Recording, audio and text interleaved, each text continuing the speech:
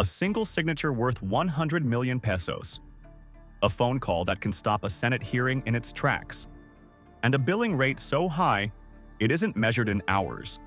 It is measured in percentages of the entire country's GDP. Most people think the kings of the Philippines are the politicians in Malacanang or the tycoons in Forbes Park. They are wrong. The real power belongs to the people who keep them out of jail. We are talking about the legal warlords of Manila. These are not your average attorneys fighting for justice in a hot, crowded municipal trial court. These are the fixers, the kingmakers, and the shadow strategists who draft the contracts for billion-dollar mergers and engineer the return of exiled political dynasties. We have cracked open the court dockets, the hidden statements of assets, liabilities, and net worth, and the confidential corporate disclosures to uncover the 15 most successful lawyers in the Philippines. Wait until you see number 1. His story is the ultimate lesson in leverage, a masterclass on how to stop selling your time and start owning the assets. Let's enter the chambers. Number 15. Lorna Kapunan, the face of war. We start with the woman who turned the courtroom into a prime-time spectacle. If you are a celebrity in Manila and your life is falling apart on national television, you don't call the police. You call Lorna Kapunan. But before she was the lawyer to the stars, Kapunan had to fight for respect in a male-dominated industry that viewed female lawyers as soft. She didn't play soft. She played for blood. She started in the trenches of intellectual property law, but realized that in the Philippines, the court of public opinion is more powerful than the regional trial court. Her turning point came when she weaponized the media. Whether she was representing basketball superstar James Yap in a high-profile annulment or defending celebrity doctors in scandal-ridden cases, Kapunan mastered the art of the press conference defense. She realized that winning the headline was half the battle. By dominating the news cycle, she increased the value of her own personal brand, allowing her to charge premium acceptance fees that standard firms could only dream of. But here is what most people don't know.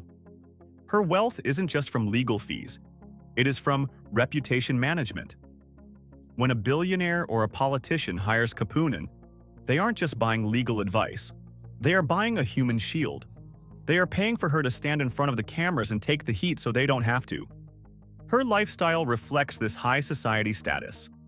She is a fixture at the most exclusive art auctions in Makati, wearing designer pieces that cost more than a junior associate's annual salary. Industry insiders estimate that a single high-stakes engagement with her firm can run into the millions of pesos before the case even goes to trial. She conquered the media, but our next lawyer conquered something far more dangerous: the dark machinery of the palace itself. Number 14. Roque, the political gambler. He is the man who decided that defending human rights was noble, but defending the president was profitable. Roque represents the most volatile archetype of Filipino legal success: the pivot. Decades ago, Roque was the darling of the activists. He was a human rights lawyer, fighting for the marginalized, taking cases against powerful states. He was respected, but he wasn't wealthy, not in the way the tycoons are. He was rich in principles, but liquid cash is a different game. The moment everything changed was when he accepted the role of presidential spokesperson for Rodrigo Duterte. He traded the activists' megaphone for the palace podium.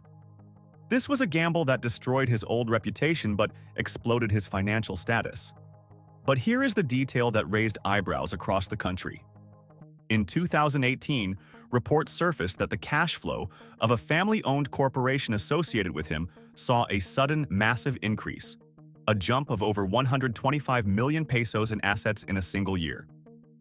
While he defended this as legitimate family business earnings, the timing creates a picture of how proximity to power accelerates wealth accumulation. His declared net worth shot up, and his lifestyle became a flashpoint of controversy. From diving in exclusive resorts while the country was in lockdown to being spotted in high-end locations abroad, Roque proved that in the Philippines, becoming the shield of the president is one of the most lucrative legal jobs in existence.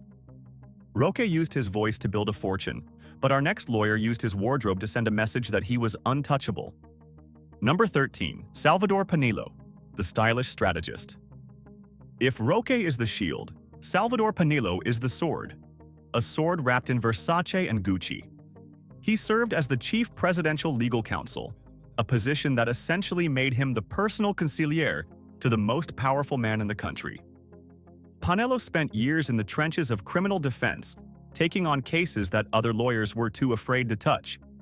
He defended the Ampatuan family during the early radioactive stages of the Maguindanao massacre trial.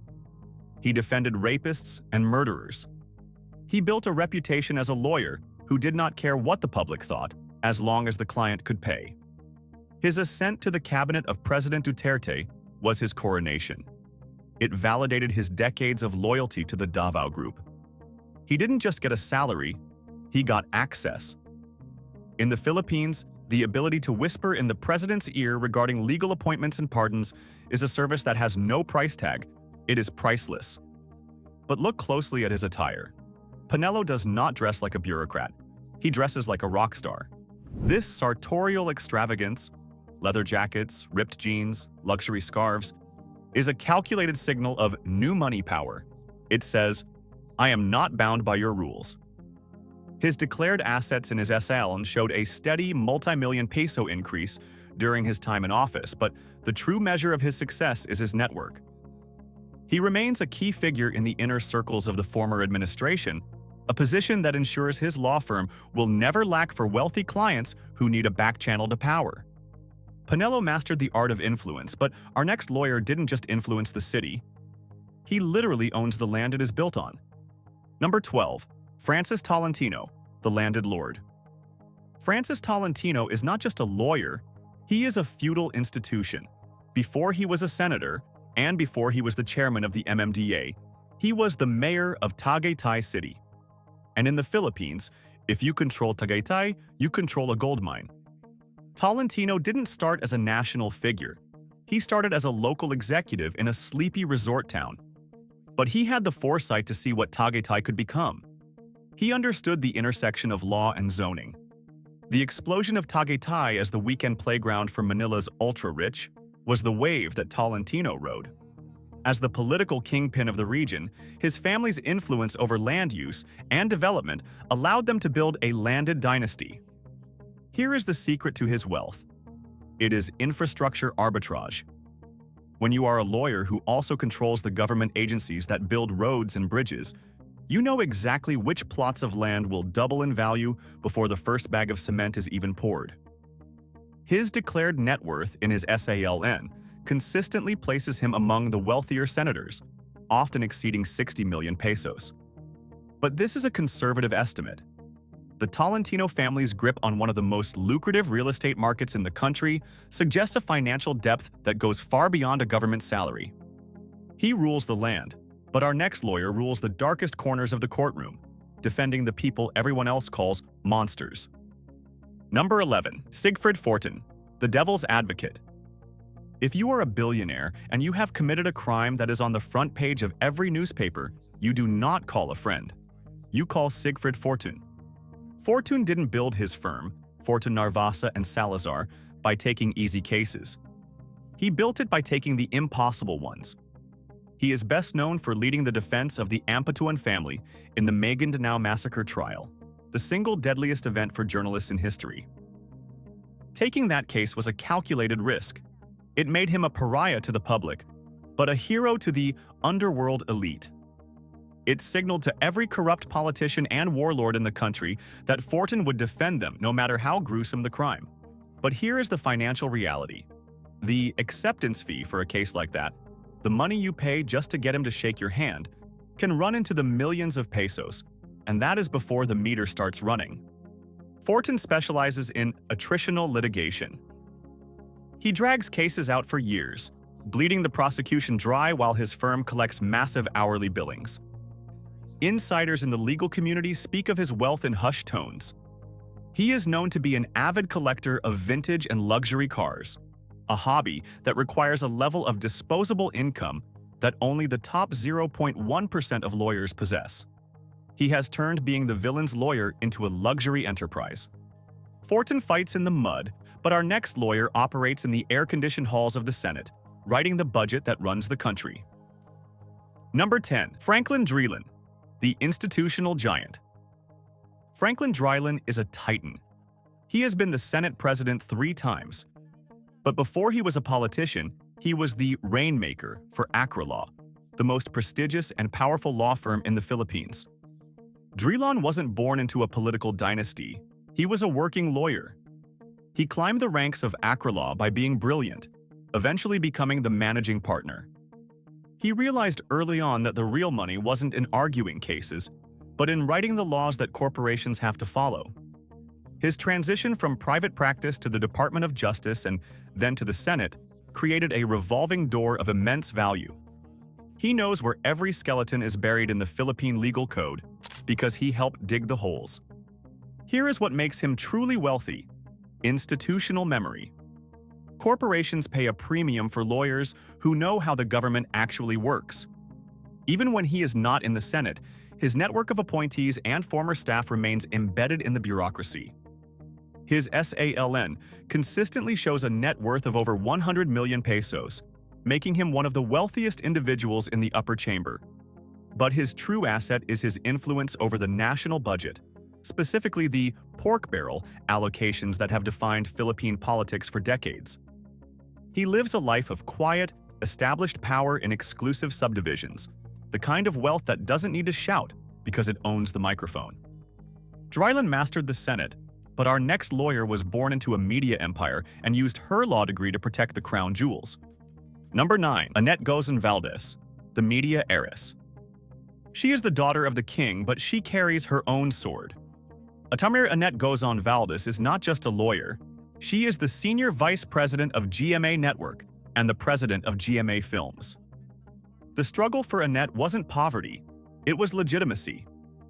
When your father is the CEO, everyone assumes you are just a display piece. She had to prove them wrong. She passed the bar and practiced law in her father's firm before entering the corporate boardroom. Her legal teeth were sharpened when she masterminded the aggressive legal strategies against talent piracy and digital rights issues. She didn't just manage the network, she protected its intellectual property. She famously engaged in a high-profile legal battle with actress Sarah Labadi, proving that she was willing to go to court to enforce a contract. But here is the insight. Her wealth is a fusion of inherited capital and executive compensation.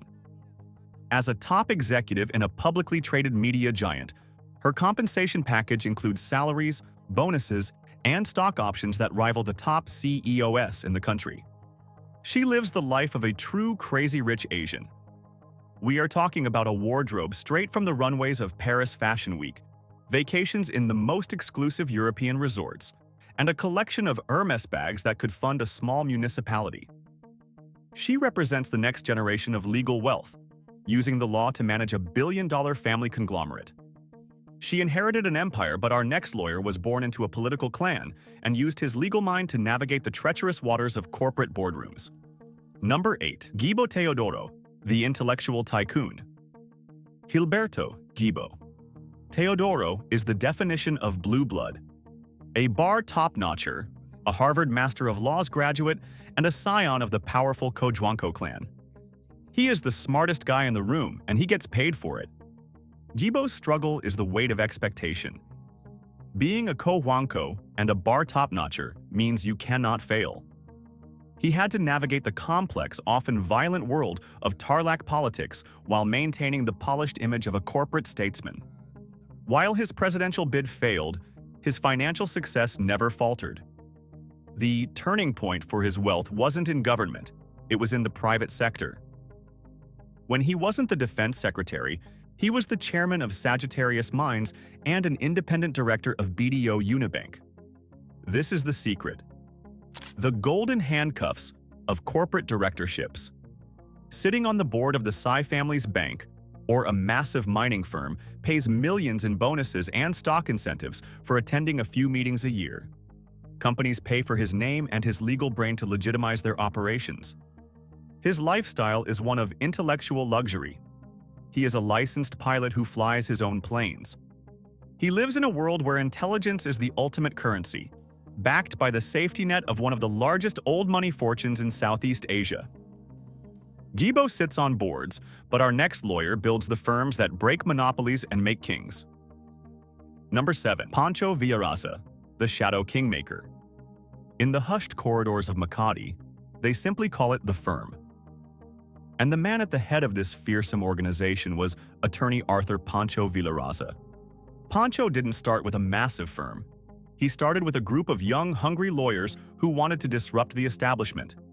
They were the boys who helped topple a dictatorship and then installed their own allies in power. His legend was cemented when his firm provided the legal muscle behind the breakup of the PLDT monopoly, paving the way for new players in the telecommunications industry. This wasn't just a legal case, it was corporate warfare. But here is what the papers won't tell you. The firm's power comes from its sleeper network. Many of Villaraza's former partners have gone on to become Supreme Court justices and ombudsmen. When you hire Pancho Villaraza, you aren't just hiring a lawyer, you are hiring a network that reaches into the highest courts of the land. His wealth is discreet but immense. He moves in the highest circles, a collector of art and influence. He proved that in the Philippines, a law firm can be more powerful than a political party, and the man who runs it can be wealthier than the politicians he serves. He breaks monopolies, but our next lawyer built a monopoly of his own in the logistics world. Number 6. Arthur Tugad, the slumdog millionaire.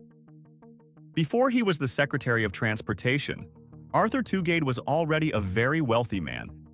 He is the lawyer who decided that moving cargo was more profitable than moving papers.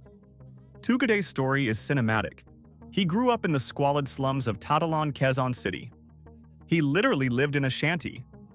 He worked his way through law school at San Beda, fueled by a hunger that only extreme poverty can create. He didn't stay in the courtroom. He founded the Perry's group of companies. He saw that the Philippines, an archipelago, needed logistics. He built a forwarding, trucking, and fuel distribution empire from scratch. But here is the revelation from the Pandora Papers. Leaked documents allege that Tugad had been keeping offshore investments in the British Virgin Islands, assets worth huge sums that raised questions about the true extent of his financial empire. While he clarified these were legitimate, it gave a glimpse into a level of wealth that goes far beyond his government salary. In his salon, he consistently declared a net worth in the hundreds of millions of pesos.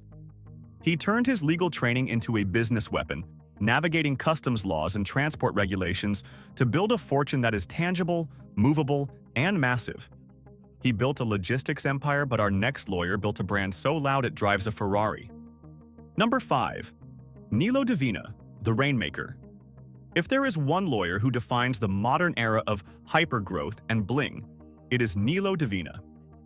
He drives a Ferrari, he wears bespoke Italian suits, and he runs the fastest-growing law firm in the country. Nilo didn't come from money.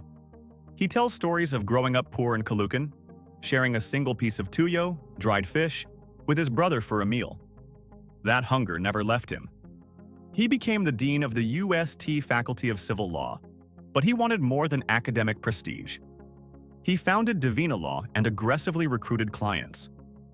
He didn't wait for them to come to him, he hunted them. He became the Rainmaker, attracting the biggest banks and the most controversial corporate clients. But here is the controversy. His firm has been involved in some of the messiest legal battles in recent history, facing libel suits worth 120 million pesos and navigating the fallout of the UST hazing scandal. Divina thrives in the chaos. He realized that the more controversial the client, the higher the retainer. His car collection is legendary: Ferraris, luxury SUVs, cars that serve as rolling billboards for his success. He proves that in the new Philippines, you don't need to be old money to run the show.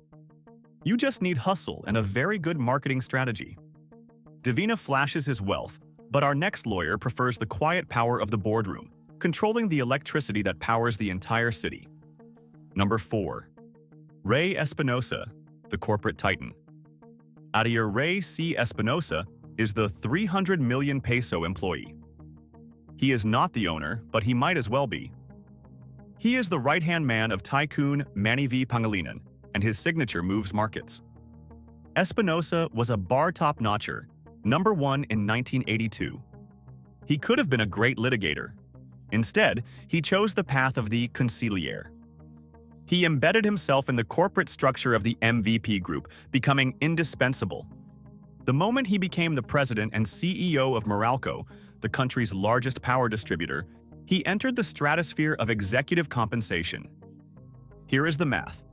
Public disclosures have revealed that top executives in these conglomerates earn compensation packages, salaries, bonuses, and stock options that can exceed hundreds of millions of pesos annually. He earns more in a year than most successful lawyers earn in a lifetime. His wealth is structural. He sits on the boards of PLDT, Meralco, and Metro Pacific. Every time you turn on a light switch or send a text message in the Philippines, a fraction of a centavo contributes to Ray Espinosa's net worth. He proves that you don't need to found the company to get rich. You just need to run it. Espinosa manages the billions, but our next lawyer protects the billionaires from losing them. Number 3. Estelito Mendoza, the corporate guardian.